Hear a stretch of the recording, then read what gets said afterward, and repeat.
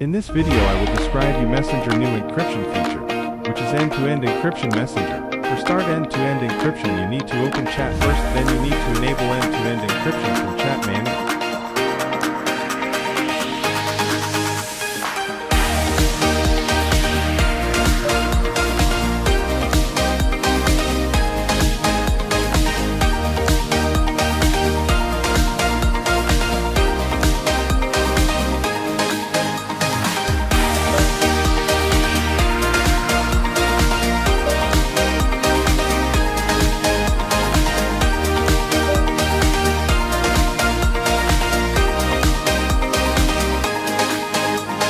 Want to switch to insecure conversation again, you need to go to the menu and delete the conversation. This will just delete your encrypted conversation. Your previous messages will remain the same.